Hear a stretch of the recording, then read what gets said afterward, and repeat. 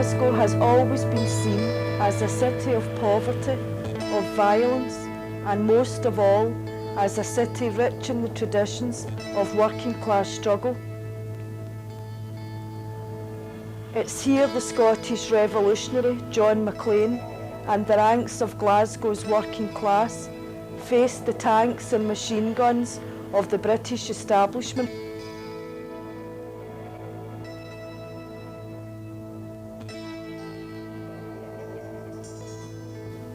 It's here the politics of revolution took root in the dire conditions, the misery and poverty of Clydeside, and it's only here that tributes to both reaction and revolution coexist in an atmosphere of mutual distrust.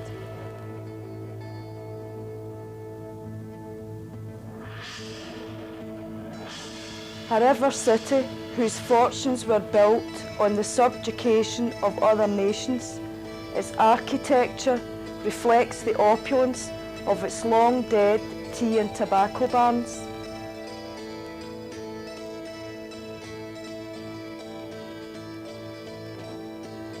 A city of contrasts, of grand Victorian terraces, mansion houses and long tree-lined boulevards, of the means test, squalid living conditions and disease. With the emancipation of other peoples, its fortunes have long since declined.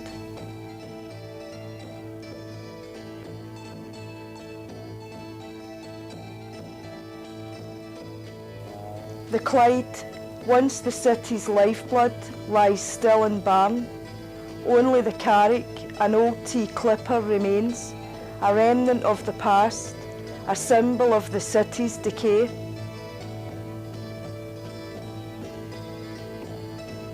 Only a couple of miles downstream, the now deserted berths and abandoned launch bays testify to battles fought and lost, of caulkers, welders and riveters, plumbers, joiners and cleaners, the creators of rich men's playthings, now condemned to the ever-growing ranks of the dole queue. This is the image of Glasgow the city's administrators wish to see cast aside, replacing it with that of a city transformed, a renaissance, a Glasgow's miles better, a European city of culture. With the emphasis now on popular capitalism, with even the traditional representatives of working class people talking of a new realism, the image of Glasgow as a working class city is being replaced by that of a city reborn.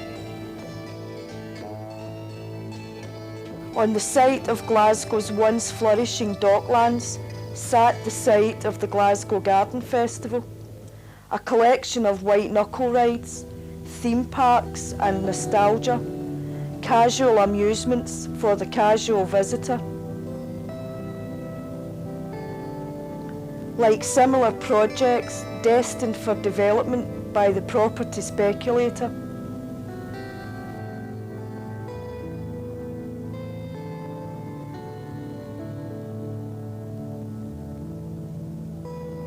Built on land all but given away by the City Council, it provided low-paid, unskilled temporary work for a token percent of the city's unemployed, its only permanent feature being the expensive flats its new owners will exchange for Glasgow's brief burst of floral glory.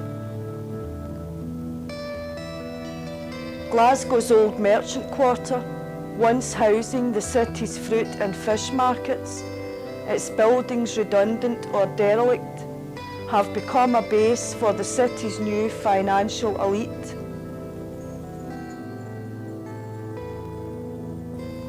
Buildings that once served as warehouses and stables have since become desirable inner city flats. Old workplaces have become places in which to eat and be seen in. A city of contrasts, The city's newfound dynamism, its new success, sits side by side with the city's disenfranchised.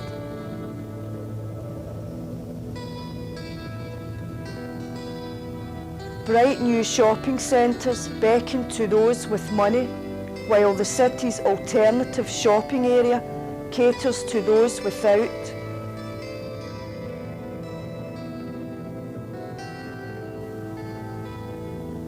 Where dereliction was standard, designer flats now stand, their ambience spoiled only by the presence of the city's homeless.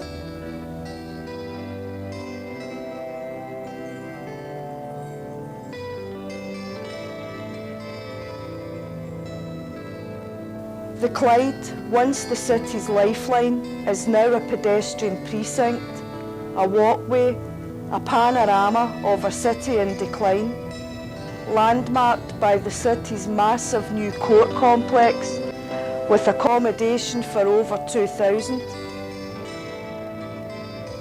In a city renowned for its compassion and its bigotry, the minaret of the new Muslim mosque rises up, a challenge to the existing order, a statement of a culture maintained.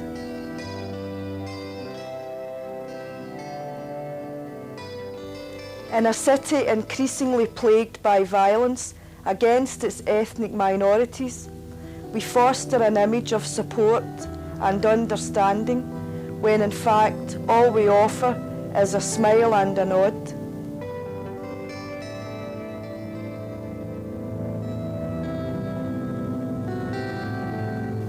She gets slagged and made a fool of. Boys catcall and girls snigger. They shout out, "Hey you, ya nigger." She's so polite and kind and helpful, yet other people are so hurtful.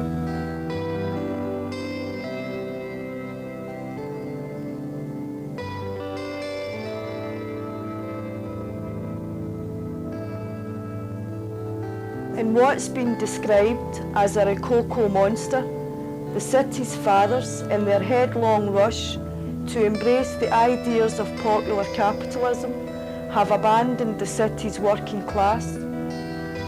While they condemn many to a life of squalor, they build concert halls and careers. In a workers' city where for many social security and the dole has become enough, only the young now fly the flag of change.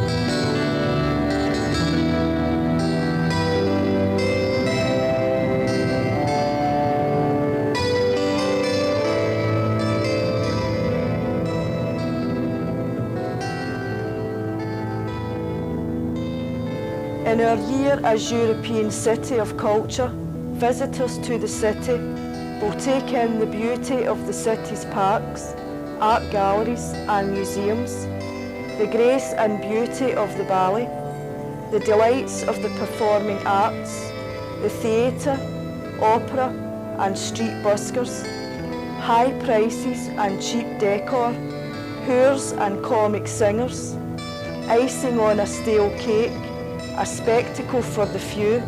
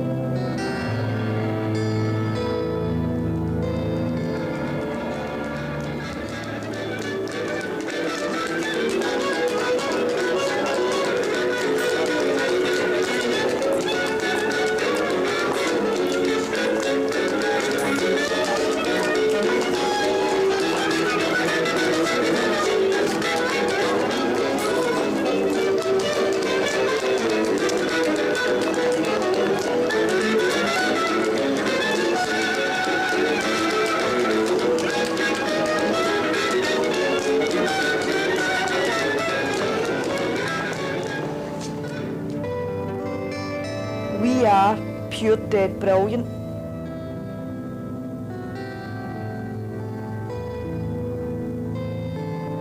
They're dressing up the beggar for the show, covering her sores and scars with bright bunting, scrubbing her face and hands and plastering on makeup, delousing her hair, plaiting it with ribbons. Put the beggar on display now for the people who count in the real world, the world of garden festivals and culture. The visitors will come from far and wide to gawp at the beggar in her finery. But don't strip her too soon. We don't want them to see the true Glasgow, do we?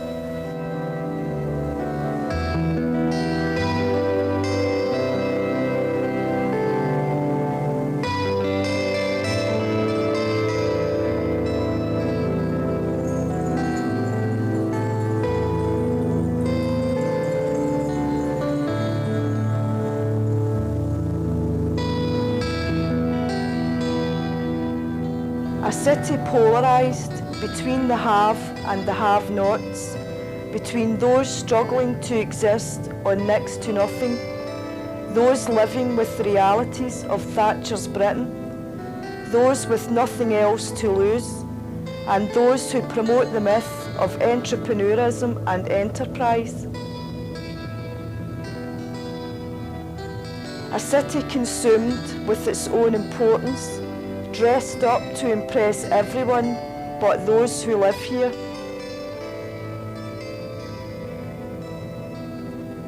With the death of Glasgow's industrial working class, we are now in an age of averageness, the day of the middle class, the Rainbow Alliance, face painters and elegance. Neither too much nor too little, respectable, moderate, nothing to boast of, second rate, second best, fair to middling, mediocre, decent and empty. Among the dress suits extravaganza and progressive ideas, class division is alive and well. Glasgow's changing face, its year as culture capital, will mean little or nothing to many of its working class. In a year in which we will embrace international art and culture, what of our own? We may be Scots, but we are Glaswegians. We are workless industrial working class. We are arrogant and gallous. We are a long way from the popular image of sanitised bonny Scotland. We owe nothing to the bastard culture of middle-class Glasgow. We are a city born out of struggle. Glasgow is our city and we are the people. But I can tell you now that Thursday never came.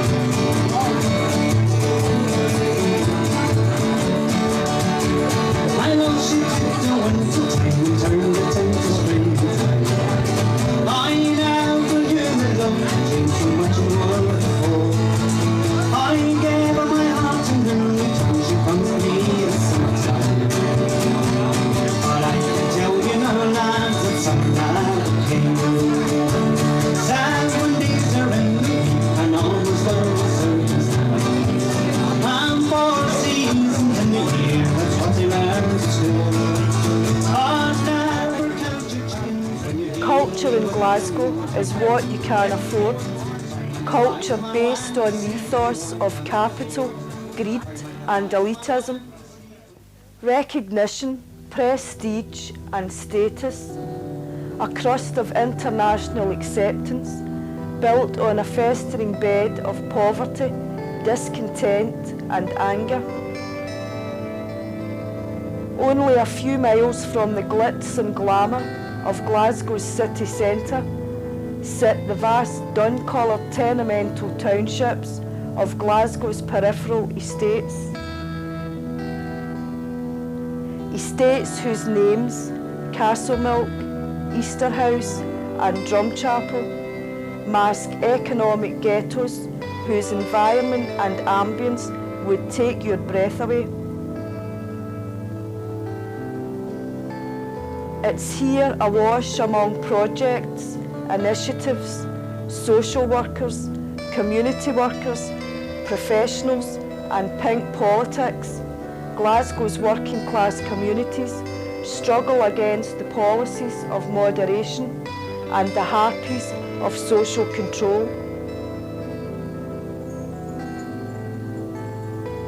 Working class communities whose art and culture suffocates under a blanket of deprivation.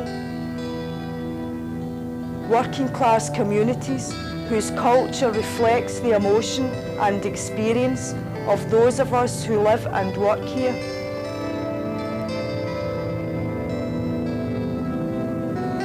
Dear Sir, in answer to your letter dated March the 15th concerning my non-payment of rent arrears, get it up you, yes, get it right up you, your house isn't worth a fuck anyway.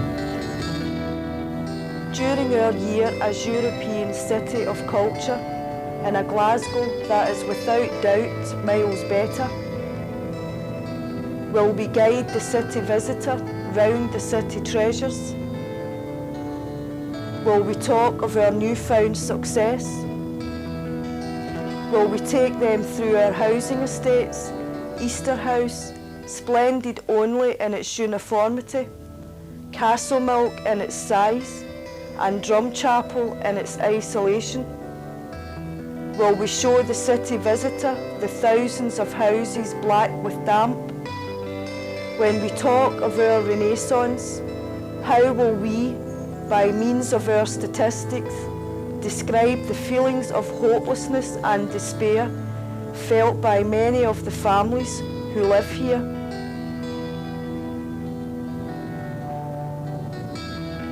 The whole package, a testament to the failure of post-war municipal socialism and the politics of reform.